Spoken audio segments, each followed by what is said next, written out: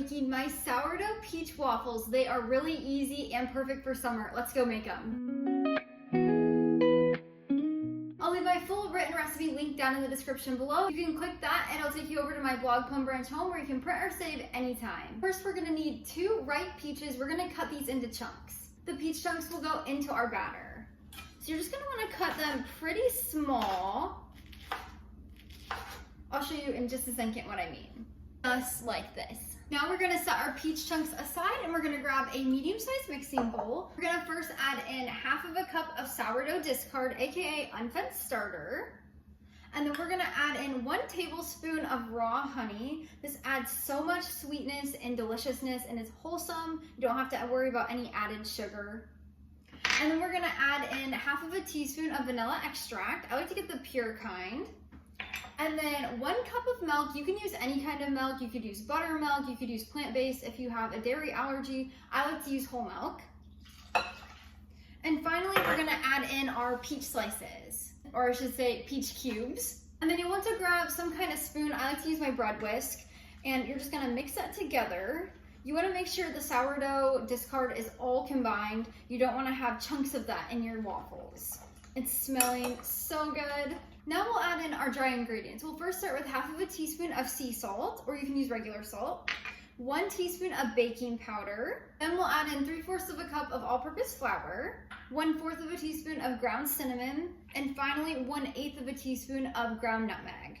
It smells so yummy. And then we're just going to mix this together. You just wanna mix it until it's just combined. You do not wanna overmix your waffle batter. Your batter should be the same consistency of a pancake batter, just a tiny bit thicker. At this point, you can continue this recipe, or if you wanna have more fermentation benefits from the sourdough cultures, you can grab a lid or you can grab some Saran wrap, and you're gonna place this on your bowl.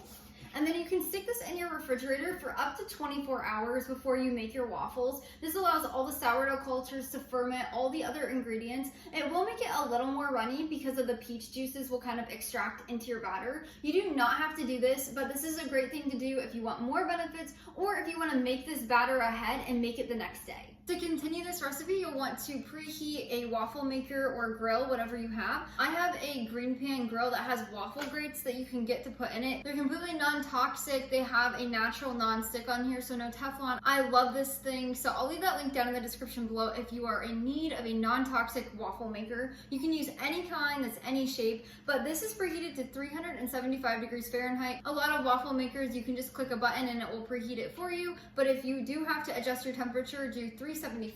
So to cook our waffles, we're just gonna add our batter into the grates. You're gonna wanna fill these about 3/4 of the way full. You do not wanna overfill them.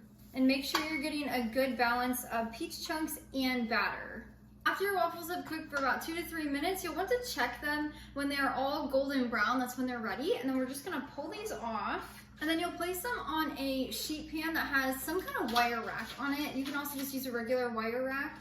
And you're gonna wanna stack them in a single layer on this while you cook the rest of your waffles. This prevents your cooked waffles from getting soggy while you cook the other ones. And then you can place these in an oven preheated to 200 degrees Fahrenheit to keep them crisp and warm while you're cooking the other waffles. And then we're just gonna repeat until we're done with our waffle batter.